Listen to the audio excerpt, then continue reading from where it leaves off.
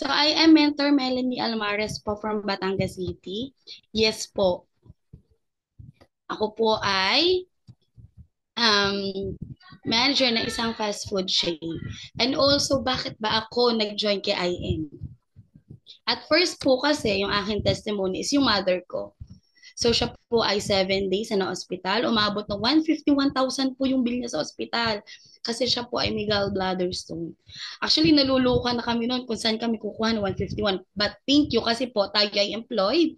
And at the same time may card. May mga binayaran po doon. Pero naisip ko noon, saan ko kukunin yung 8,000? Kasi yung naisip ko merong 8,000 na hindi nakuha ni card. Wala kaming pera. No work, no pay. So, dahil yung ate ko po, si Mentor Agnes, is pinag-take niya ng barley yung nanay ko. Actually, pinupuslit lang po namin ito sa ospital. So, every 2 hours, pinag-take namin ng barley ang inay. After 7 days na wala po yung bukol. Tunay po yun. Wala po yung bukol. So, hindi po na-operahan yung nanay ko and at the same time, sabi ko dati, that time, 7 years pa lang kami ng partner ko, hindi kami magka-baby. Kasi sabi ko, gusto ko muna makagraduate.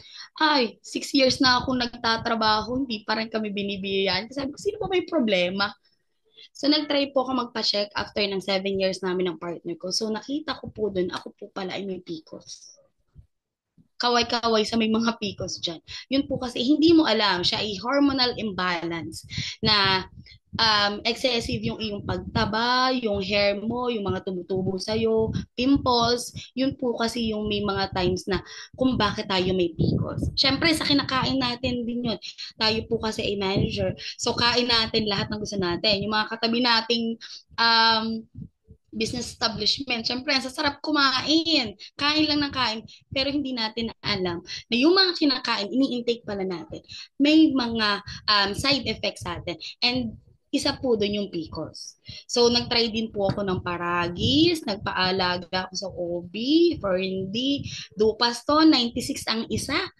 Nag-pills din po tayo. Pero sabi ko, hindi pa rin andun pa rin yung aking 1.8 to 1.7 millimeter na laki ng bukol on both ovaries. Kasi sabi ko, sige Lord, bigay mo na lang sa akin kung kailan mo ibigay.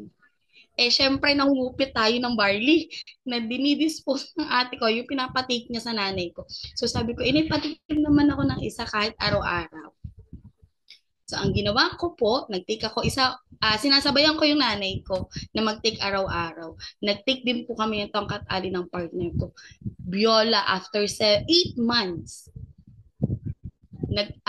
First month pa lang po ng taking ng barley, nagkaroon na ako. Kasi normally 3 to 5 months, hindi po ako nagkakaroon. Umaabot ng 7 months. So sabi ko, sige nga, take natin to, wala namang mawawala. Kasi isa din po ako sa negative. So, doon tayo dinali sa product testimony. So, nag-take kami ng barley after 8 months po nagka-baby. Hindi din po ako nag-take ng vitamins. Kasi sabi nga, sobrang arte. Nasusuka ako sa mga vitamins, sa mga gatas. Barley lang din po tinitake ko.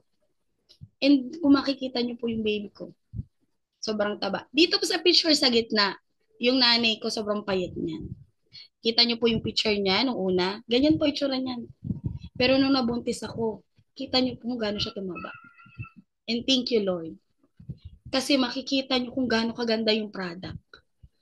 Lumusog yung nanay ko, yun yung kagandahan ng company. Kumikita ka na at the same time, binibigay yung mga kailangan mo. Healthy ka na, kumikita ka na, and at the same time, healthy din yung family mo. And yan po yung nagbigay sa akin ng nakalakasan kung bakit ako nandito. Kung bakit, ay, manager na yan, kumikita na yan. Kung bakit din po natin pinasok si IM. Kasi yung product, and at the same time, yung ating kitaan, pareho nating namimit. So, yun po yung kagandahan. Sabi nga nila, you are blessed for a reason. Use your blessings to bless others. Sana po, na-inspire kayo sa kwento ng buhay ko. And thank you po. Again, I am Mentor Melanie Almares from Batangas City. Ako po ay founder ng Team Don and I am worldwide.